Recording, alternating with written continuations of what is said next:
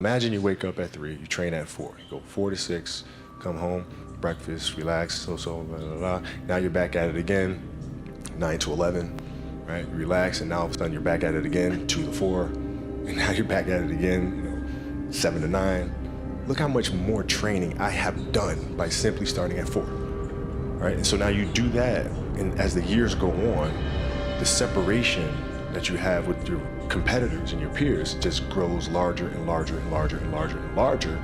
And by year 5 or 6, doesn't matter what kind of work they do in the summer, they're never going to catch up because they're 5 years behind. Right? So it makes sense to get up and start your day early because you can get more work in. Is that genetic? Or is that something you ingrained and trained yourself? No, it was Who just, taught you that? For me, it was just common sense. Like I can, if I start earlier, I can train more hours. And I know the other guys aren't doing it because I know what their training schedule is. Right? So I know if I do this consistently over time, the gap's just going to widen and widen and widen and widen and widen, and they won't be able to get that back. Mm-hmm. So to me, it was just common sense. I'm like thinking, how can I get an advantage? Oh, start earlier. Yeah, let's do that. When did you start doing that? High school. My first class in high school was 7:45. I used to get to the gym around 5 a.m.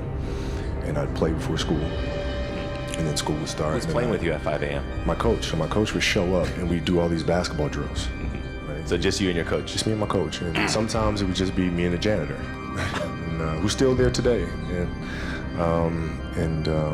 then I'd play at lunchtime. That guy should get a medal.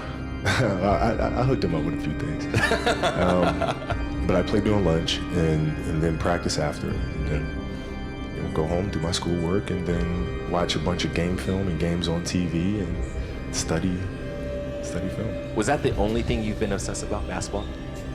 Well, until recently, yeah. Basketball had dominated, my entire life, more than 30 years. When I brought it up, like, is it genetic or you just learned it? I mean, how did that idea even come up? Because that's obviously a pillar of mama mentality, the obsessiveness. This is just, like you said, I'm gonna get up at 4, everybody's get up at 6. If everybody's gonna get up at 4, I'm gonna get up at 2. Right? How do you develop that, or where do you learn that from?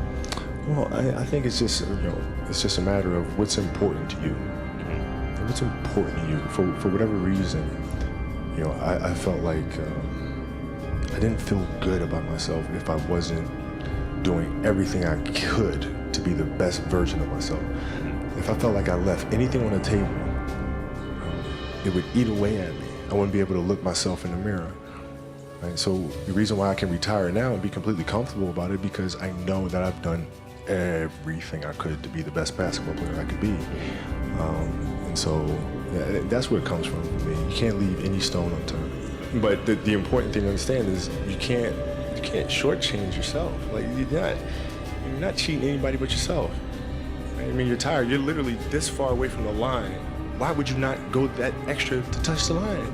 Right? So if I let him get away with that, right, all of a sudden he starts maybe to cheat something over here, right? Not give his best over here. Not give his best over here.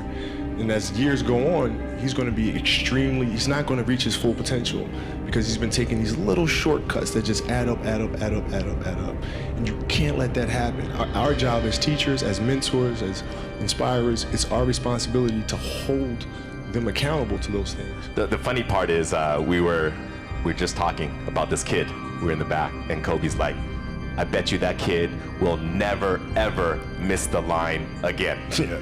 It's not gonna happen. It's not gonna happen because of that one moment. Yeah. So that's you being obsessive, but teaching obsessiveness, because that's what you got to be, right? You have to be obsessive to get to that level in everything you do. Details, don't waste time, do it right, perfection. Yeah, I mean it's really simple. It's like whatever you're doing at that moment is what you're doing at that moment.